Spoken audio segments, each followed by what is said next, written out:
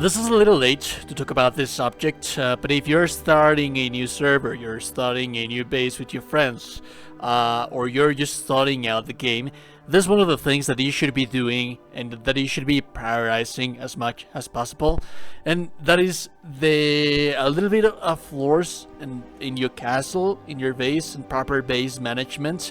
This is going to make your playthrough so much more efficient, and like many things, it's something that you can bypass quite easily if you're not paying attention, or you're new, or you don't really care about little nitpicky things in this game. So let's first discuss why is this so important. The thing is that this is a very heavy resource driven game. There's a lot of resource that you have out there in the world. For you to be able to progress to some extent in some areas, you're going to need some of those resources. And if you're playing, for example, in a public server, sometimes the resource areas locations are going to be depleted, and it's going to take a little bit of a longer farming for you to be able to craft those things that you need to progress into the next tier, the next chapter, the next VLOD. There's a whole lot of different factors in here that prevent for you to move forward into the game if you don't have like the proper management of resources. And that's one of the main things that we're going to talk about. So for example, right here we have the sulfur quarry. Sulfur is needed all throughout the game. The thing is that there's not that much sulfur in here. The quarry is not that big. For example, the iron one, the iron mine, it's actually quite big, so there's quite a lot of that in here. And the quartz quarry to produce glass, that's actually not that big either, so that's a little bit of an issue as well. Now when it comes to tech scrap, it's actually a little bit more abundant in all of these areas. But again, if there's someone that's farming them, it's going to actually take quite a while for you to be able to get them.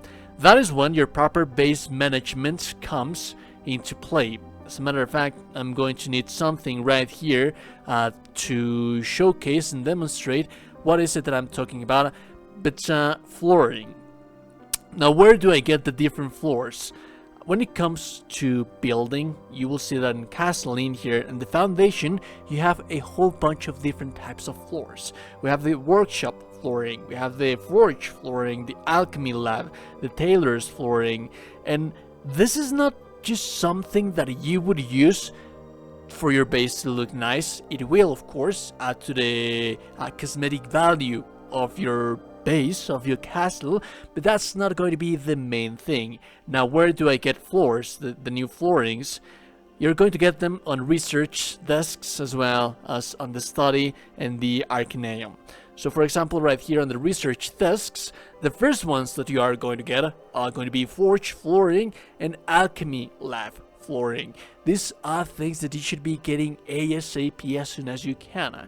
And remember that you can purchase them, both of those guys right there, with the merchants, the shady merchants right here on Farvane Woods, as well as on this one right here. Now for the next set of floors that you're going to have are going to be purchasable right here on the Dunley Farmers Market.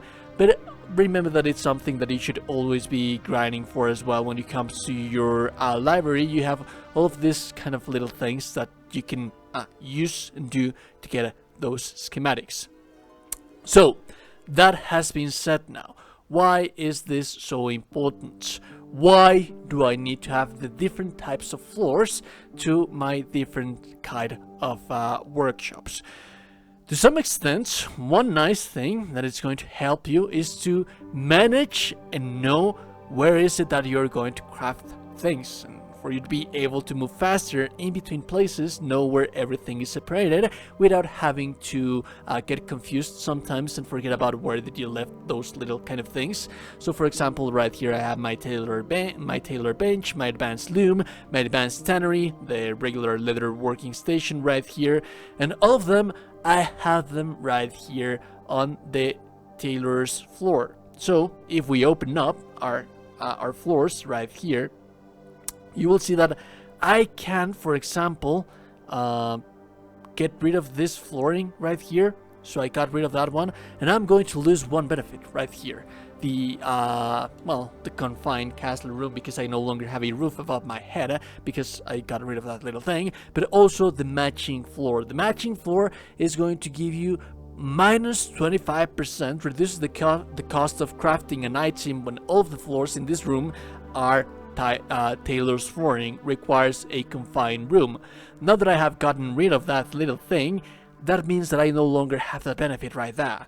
But if I, for example, open my building tab right here in here again, and I open up my tailor's flooring right here, I add this little thing that I have a full roof above my head, but I also, you see that all of this flooring right here, it's matching for tailors. It doesn't really necessarily have to be like the same type, it just has to be tailors.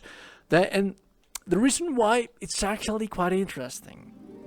Now, when you get a little bit towards the end game, a lot of that farming is going to be reduced by quite a lot. Like, it's going to require like minus 25%.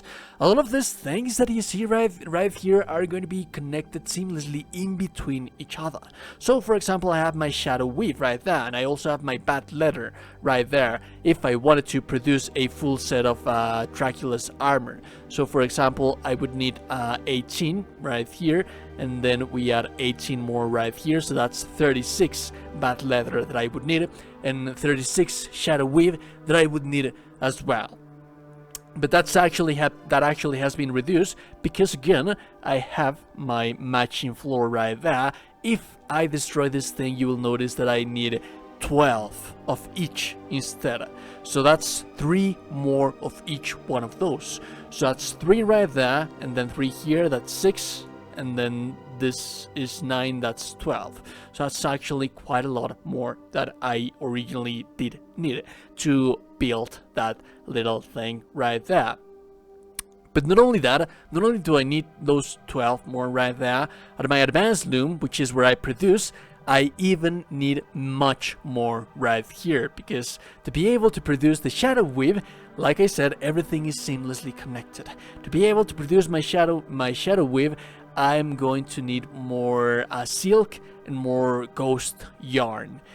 So that means that the requirement, it's actually not only being reduced by 25%, but almost doubling itself. So then again, let's build this thing right here back again, and like I said, it doesn't necessarily have to be the matching color, it just has to be like that specific one, and you will see that it has been reduced in here, not by much, mind you, but it has still been reduced, and now I'm going to get even more from here, and now I'm going to get even more from here, so that I don't really need that 12 anymore, so that the farming is not really going to be that heavy. And that is going to apply basically for everything that you have on your castle. So for example, here I have my alchemy floor. Whenever I need to be producing my alchemy potions and things and what have you, the requirements are going to be substantially, especially right here, for example, that you see the Plague Briars and the Hell's Clarion. I think that this requires for like 60. It has been reduced to 45, so that's actually quite a lot. The dust colors that are actually quite amazing are actually quite needed. You need less scorched stones, which then again, producing scorched stones, which you can produce them at the forge, which I will show you in a little while if you accompany me all the way throughout here.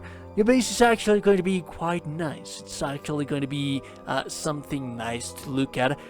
But yeah, like I said, the scorched stone, it's a kind of a rare material, and you can produce it right here at the advanced furnace, but you're going to require the grave dust, and you're also going to require whetstones. Now, to produce whetstones, you are going to require ingots, and then you're also going to require stone dust, and then also to produce grave dust you are going to need bones, and for the bones you're actually going to need quite a lot. All of that I have been showing you right there, it has been substantially reduced. This game is a whole lot of grinding, and as a matter of fact, this is what I wanted to demonstrate.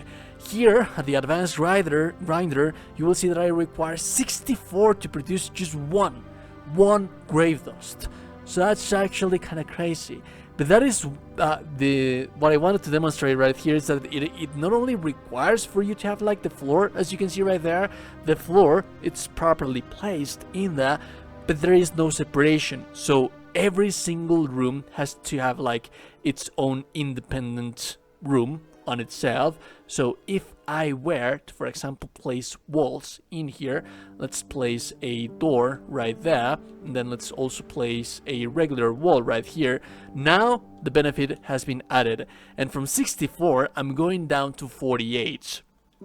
Like I said, all of that is going to be seamlessly connected. It is very much important for you to have everything seamlessly connected like that, because on the long term, when you're trying to build things, when you're trying to build a whole bunch of different stuff, it will all boil down to having to spend less materials, and the grinding, it's going to be reduced substantially. So in reality, let's say, for example, this is just a rough example, but if you're playing properly, you're placing your rooms properly, everything is where they should be. So 25% might not sound that much to you, but in the long term, and how they are seamlessly connected, the materials that you need to be able to produce the endgame materials, it's actually quite important. So this is something that you should be prioritizing as soon as you begin your new server, as soon as you begin the new area. Do not just place randomly the location of your stations on your castle. Define and design each and every individual location for what they are going to do. Anyways, if you like the content, like never is super appreciated. And also you today, you're a gorgeous and beautiful person. You're in today, gorgeous and beautiful, beautiful person. I'll be seeing you beautiful, beautiful people in the next one. Have a lovely, lovely day and goodbye.